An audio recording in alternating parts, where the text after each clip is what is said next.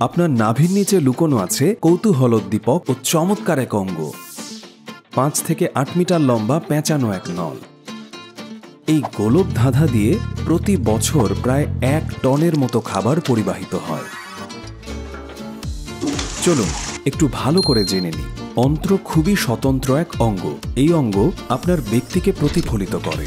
অনেক বিশেষজ্ঞ অন্ত্রকে দ্বিতীয় মস্তিষ্ক বলে মনে করেন, কিন্তু কেন? অন্ত্রের দেয়াল জুড়ে জড়িয়ে পেঁচিয়ে আছে 100 মিলিয়ন স্নায়ুকোষের এক জাল, যা মস্তিষ্কে থাকা স্নায়ুকোষের চেয়ে সংখ্যায় খুব একটা কম নয়। আন্তরিক স্নায়ুতন্ত্র বলে পরিচিত এই ব্যবস্থার কারণে হজমের সাথে জড়িত প্রায় সবকিছুই অন্ত্রের নিয়ন্ত্রণে থাকে।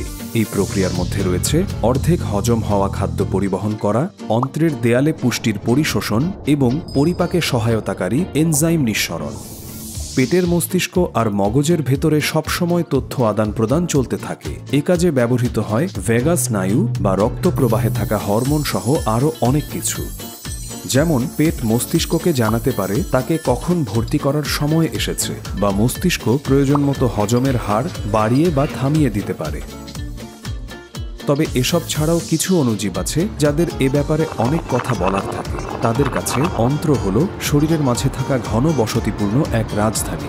এখানে নানা প্রজাতির প্রায় 100 ট্রিলিয়ন ব্যাকটেরিয়া, ছত্রাক এবং ভাইরাসের বাস। এগুলো সব মিলে প্রায় 1 কেজি ওজন হয়। সম্ভবত তাদের এই উপনিবেশ গর্ভাবস্থা থেকেই স্থাপন শুরু হয়। এই অণুজীবের দল মূলত জন্মের সময় বড় আকারে শিশুর অন্ত্রে প্রবেশ করতে শুরু করে। জীবনব্যাপী এসব অণুজীব আমরা যে ধরনের খাবার খাই তার সাথে অভিযোজিত হয়। অন্ত্র ও অণুজীব কলোনির মাঝে একটি মিথজীবিতার সম্পর্ক রয়েছে। অন্ত্রের রোগ প্রতিরোধকারী কোষগুলো অণুজীবদের কোনো ক্ষতি করে না, এর বদলে তাদের কাছ থেকে হজমে সহায়তা পায়। অন্ত্র নিজে যেসব জটিল শর্করা ও আঁশ ভাঙতে পারে না, এই অণুজীবগুলো তা ভেঙে দেয়। একই সাথে তারা পুষ্টি উপাদানও উৎপাদন করে, যার মধ্যে রয়েছে ভিটামিন বি ও ভিটামিন কে।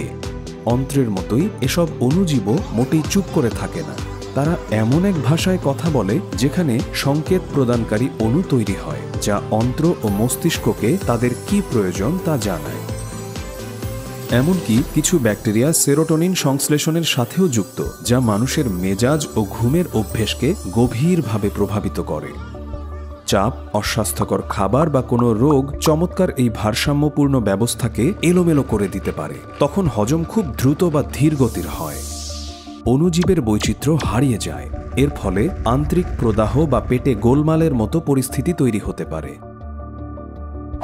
বিশেষজ্ঞরা সন্দেহ করছেন আন্তরিক জটিলতার সাথে বিষণ্ণতা বা দুশ্চিন্তার মতো মানসিক জটিলতার সম্পর্ক রয়েছে।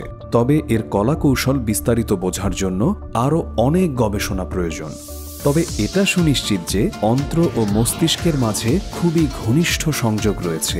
পেটে আপনার আবেগ প্রতিফলিত হয়, এমনকি সে অতীতের ভালো এবং খারাপ অভিজ্ঞতাগুলো মনে রাখে। তাই মাঝে মাঝে পেটের কথা শুনতেই পারেন, কারণ সে ভালো করেই জানে তলে তলে কি চলছে।